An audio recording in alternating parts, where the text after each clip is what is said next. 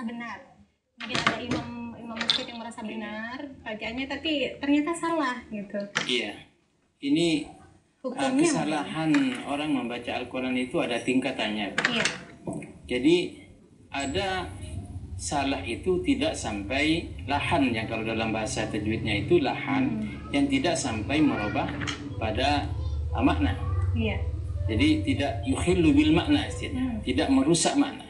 Apabila kesalahan itu tidak merusak makna, maka ini tidak apa-apa dipertahankan. Contoh, kesalahan yang hanya berputar pada sifatul huruf, misalnya ihdinas siratal mustaqim, kemudian dibaca ihdinas siratal mustaqim, ini tidak merusak hurufnya makna. Begitu ya? Iya, hurufnya tidak apa-apa. Tetapi apabila orang yang membaca Al-Quran sudah yukhillu bil makna, misalnya Bismillahirrahmanirrahim, yang hak menjadi kha, lah ini yang perlu diberi pengertian bahwa ini salah. Tetapi mohon maaf, karena ud'u ila sabili rabbika bil hikmati wal mau'izatil hasanah. Jadi ambillah tangannya, ya, digeret. Oh begitu ya? Iya. Kemudian diberitahu sampean itu sebetulnya salah. Mohon Tapi ini katanya sudah puluhan tahun diperbaiki. Iya, diperbaiki. Ini maka ada masih tanggungan orang yang lebih mengerti. Harus diperbaiki dengan cara yang tadi itu. Bukan lalu wah kamu itu salah, kamu itu tidak baik menjadi imam. Ini kan berarti mencemooh. Ini tidak boleh. Kemudian yang kedua, kalau ada orang yang sudah hafal Al-Quran, ya, yang mudah-mudahan Allah mengampuni, hafal Al-Quran, dia baca Al-Quran tanpa tajwid.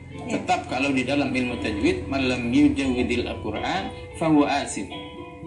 Barang siapa yang membaca Al-Quran tanpa dengan memakai tajwid, tetap dia mendapatkan dosa. Oleh karena itu, maka saya juga, karena termasuk lingkaran para hufat dengan Ustaz Zainul juga, dan kami juga sering juga khataman, kami menghimbau kepada teman-teman yang diberi warisan oleh Allah bisa membaca Al-Quran dengan hafalan.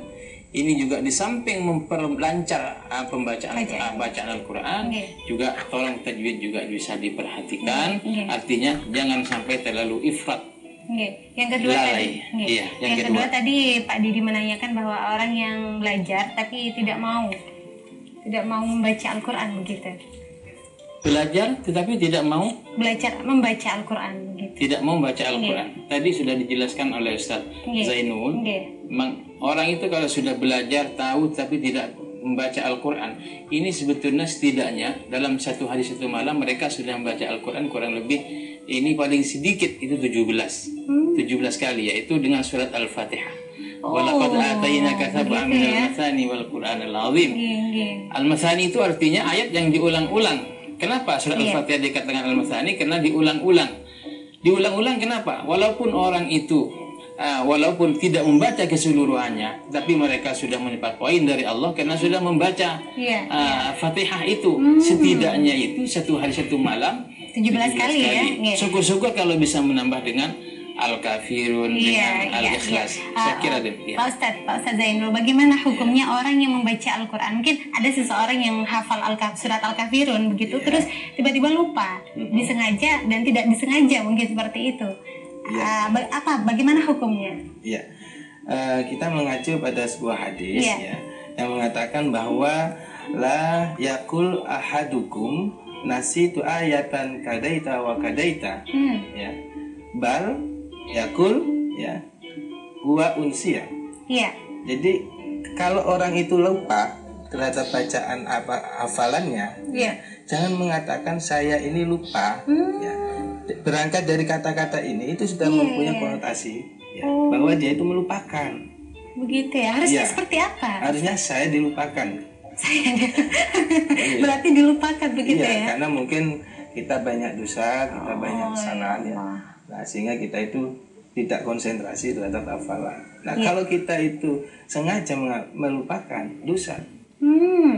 Karena kita itu sudah nawaitunya sudah menghafal, kemudian kita sudah istilahnya itu kontrak kita itu menjaga ayat Al-Quran, tapi justru kita melupakan. Iya. Kalau lupa karena faktor lain, tapi ada semangat, ada upaya untuk tetap berupaya menghafalkan, nah itu masih ada tolerir ya, masih ada. Baik Kak, baru tadi diem tak ini kayak mau tanya ya, tanya apa ini? Assalamualaikum warahmatullahi wabarakatuh.